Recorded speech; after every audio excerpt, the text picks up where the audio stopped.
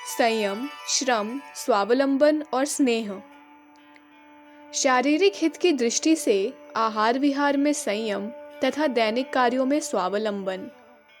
मानव शरीर बड़े ही महत्व की वस्तु है, क्योंकि इस तन से ही प्राणी साधना में प्रवृत्त होकर अपने चरम लक्ष्य को प्राप्त कर कृतकृत्य हो सकता है। अतः ऐसे अनुपम शरीर के हित के लिए आहार विहार में संयम करना अनिवार्य है। किंतु असावधानी के कारण प्राणी हित की दृष्टि को त्याग कर सुख की दृष्टि अपनाता है, अर्थात आहार विहार में विलासी तथा असंयमी हो जाता है। इसका परिणाम बड़ा ही भयंकर तथा दुखद सिद्ध होता है, क्योंकि अहितकर चेष्टाओं में प्रवृत्त होना जीवन का अनादर है, प्रकृति का विरोध है और पौरुषेय विधान का उल्लंघन है। इतना ही नहीं, प्राणी सुख दुख के पाश में आबद्ध होकर अपने को दीनहीन बना लेता है और साधन युक्त जीवन से वंचित हो जाता है, जो वास्तव में पशुता है। आहार का संबंध प्राण अर्थात जीवन शक्ति से है और विहार का संबंध मन इंद्रिय आदि से है। प्राण शक्ति का क्षय अथवा अभाव होने पर मन इंद्रिय आदि सभी अपने कर्तव्यों से च्युत हो जाते हैं, जिससे प्राणी अपने अभीष्ट को प्राप्त नहीं कर पाता।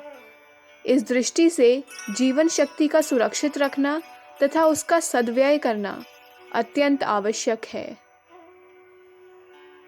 जीवन शक्ति को सुरक्षित रखने के लिए आहार अर्थात भोजन विज्ञान पर यथेष्ट विचार करना चाहिए और जिस आहार से शारीरिक हित हो उसी का सेवन करना चाहिए। आहार बहुधा 3 प्रकार के होते हैं: हितकर, रुचिकर, सुखकर। हितकर आहार सदैव करना चाहिए, रुचिकर कोई एक वस्तु होनी चाहिए और सुखकर कभी कभी लेना चाहिए। हितकर भोजन वही है जिसमें अधिक से अधिक प्राकृतिकता तथा सात्विकता हो, जैसे स्वस्थ गौ का धारोष्ण दुग्ध और गेहूं, जौ, चावल, मूंगफली एवं पत्ते वाले शाक इत्यादि। रुचिकर तथा सुखकर भोजन में इतना अंतर है कि रुचि शरीर के आवश्यकता अनुसार यथा समय व रसों में से किसी रस विशेष की हुआ करती है, वस्तु की नहीं, और सुखकर भोजन में स्वाद की प्रधानता होने के कारण किसी वस्तु विशेष का आग्रह रहता है, केवल रस का नहीं। रुचिकर भोजन में प्रधानता रस की होती है, स्वाद की नहीं। यद्यपि स्वाद रुचिकर में ही आता है, किंतु तृष्णा पूर्वक भोजन करने से रस का बोध हो नहीं पाता और केवल वस्तु तथा स्वाद में प्रवृत्त दृढ़ हो जाती है, जो अनेक प्रकार के रोगों की उत्पत्ति का कारण है।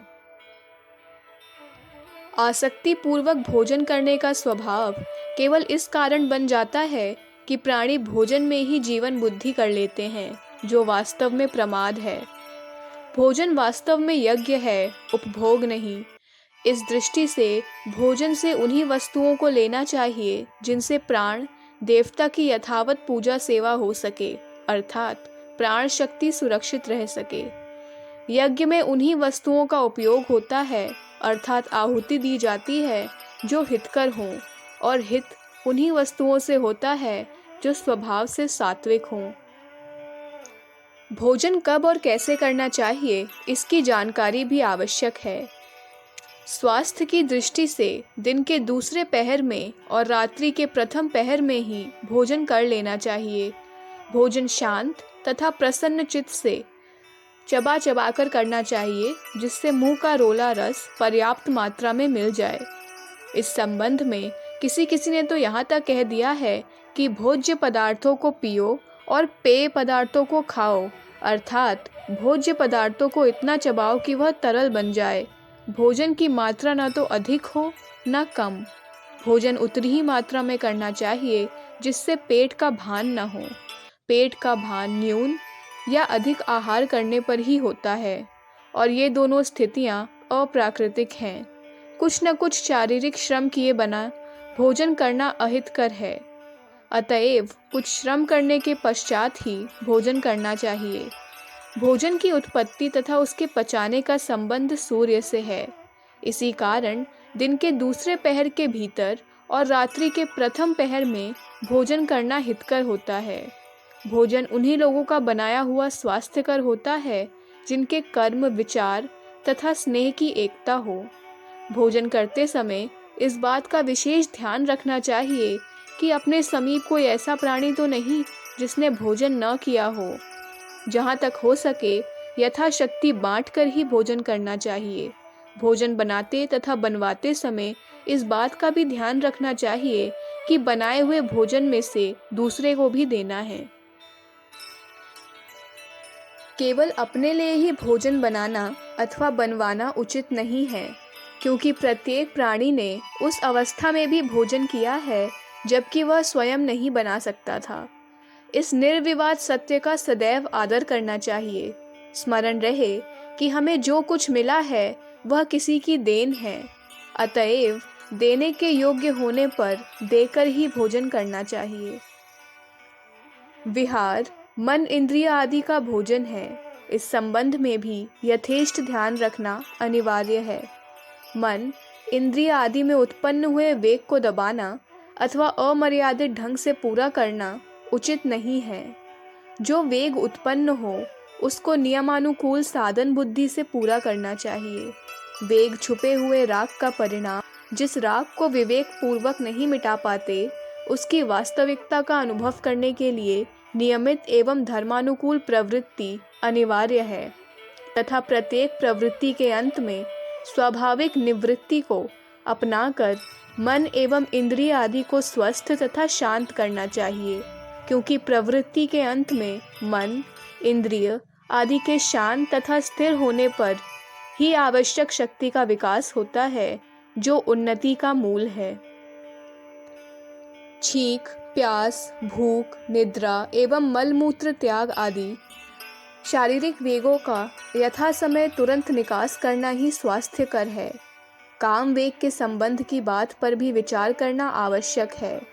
मनोविज्ञान की दृष्टि से काम का वेग शरीर के अन्य सभी वेगों से बलवान तथा प्रधान है। जब तक सर्व इंद्रियों का ब्रह्मचर्य सिद्ध नहीं हो जाता, तब तक काम पर विजयी होना संभव नहीं।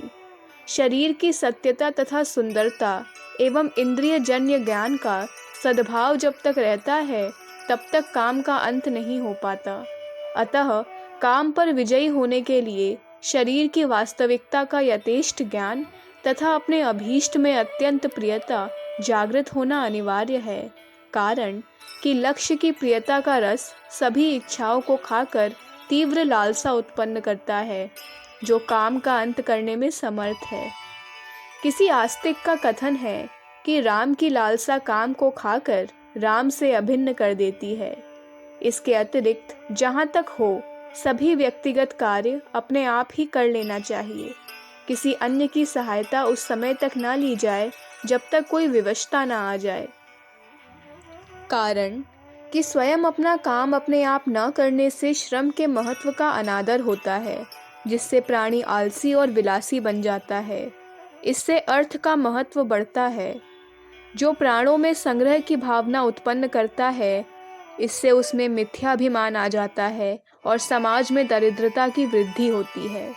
अतः स्वावलंबन को अपनाकर ही समाज की दरिद्रता का अपहरण तथा अपने को आलस्य, अभिमान एवं विलासिता से मुक्त किया जा सकता है।